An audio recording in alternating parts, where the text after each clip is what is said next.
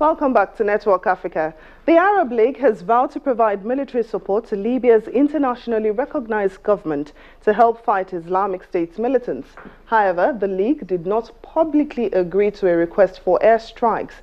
A communique issued after an Arab League meeting in Cairo says there is an urgent need for an Arab strategy to fight Islamic State in Libya, but it did not mention specifics. On Saturday, Libya's official government, based in the east of the country after a rival group pushed it out of the capital last year, asked fellow Arab states to conduct airstrikes against ISIS in the central city of Sirte, where the hardline Islamist crushed rival fighters.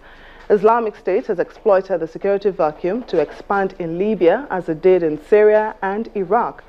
Sirte is its main base in the North African country. Now, to further discuss this matter with us is the VOA's Heather Murdoch, who has been following this story from Cairo. You're welcome to Network Africa, Heather. Thank you. Now, what sort of military support is the Arab League going to provide for Libya? Does it entail airstrikes? Yes, the Libyan foreign minister has asked for air support. He says that Libyan army has only 2 airplanes at the moment to fight the Islamic State militants and other extremist groups in Libya. He's also asked for a lifting of the arms embargo.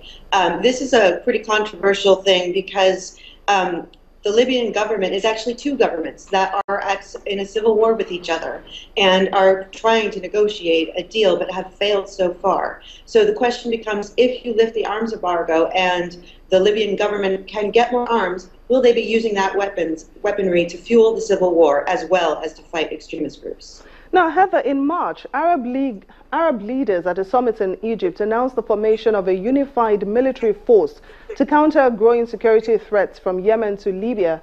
How effective has that been? Well, it depends on how you define effective. The Saudi-led coalition has successfully, in the past couple of weeks, started to beat back the Houthi militants that they regard as proxies for Iran, their rival. So they have successfully taken back some cities and towns, and it looks like they're getting strong enough to force the Houthis into a position to start negotiations. Also, the former government, the internationally recognized Hadi-led government, has now returned to Yemen and is in Aden as we speak. On the other hand, it's been about 5 months of airstrikes on Yemen, and there was a humanitarian crisis in play before it began. So the human cost of this war in Yemen has been massive, and the power vacuum that it has left has also strengthened Al-Qaeda and the Islamic State in Yemen. Now, Heather, with the threat posed by Islamic State to the African continent, I mean, it's in Libya, it has struck in Egypt, it has struck in Tunisia. Why does it seem like the Arab League, the United Nations, and other international powers are hesitating to get involved? Well, I think the hesitation is because so far we haven't had any formula for success.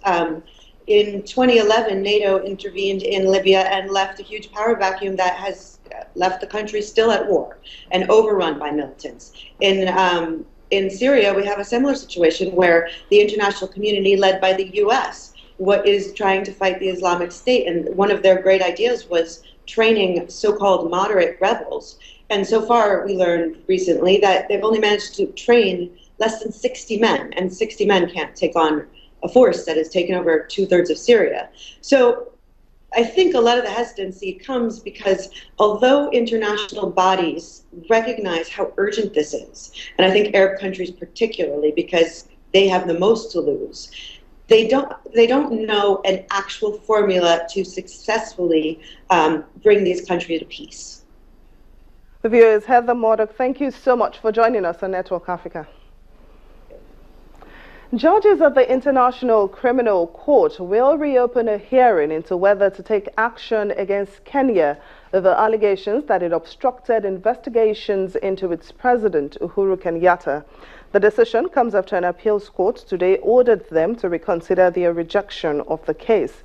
Prosecutors at the International Criminal Court accused Nairobi last year of failing to send in evidence linked to charges that Kenyatta orchestrated a wave of deadly violence after 2007 elections.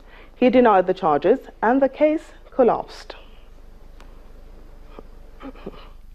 The appeals chamber finds that the trial chamber erred in the exercise of its discretion by conflating the non-compliance proceedings against Kenya with the criminal proceedings against Mr. Kenyatta, by failing to address whether judicial measures had been exhausted, and by assessing the sufficiency of evidence and the conduct of the prosecutor in an inconsistent manner. The appeals chamber finds that these errors materially affected the trial chamber's decision not to refer the matter of Kenya's non-compliance. The appeals chamber is also of the view that these errors prevented the trial chamber from making a conclusive determination on the existence of a failure to comply with a request to cooperate by the court, which prevents the court from exercising its function and powers under the statute, as required by the first clause of Article 87(7) of the statute. Now, for more on this, a legal practitioner and senior advocate of Nigeria, Olawale Akoni, joins us on Network Africa. You're welcome to the program, Mr. Wale. Now, does the International Criminal Court have the powers to sue a whole country?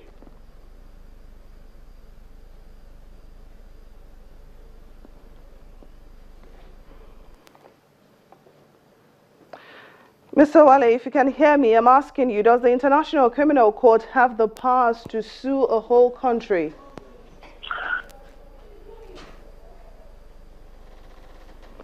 Well, it seems we're having issues connecting with Mr. Olawale Akoni. Well, moving on to other stories now, South African athlete Oscar Pistorius might still have to spend some more time behind bars, as the country's Justice Department says it is considering intervening to prevent his early prison release. Justice Minister Michael Masutha says he is seeking advice over the legality of a parole board decision to free the Olympic athlete on Friday. Pistorius has spent 10 months in jail for shooting dead his girlfriend, Reeva Steenkamp, after his conviction for manslaughter last year. The Olympic athletes insist he mistook Ms Steenkamp for an intruder.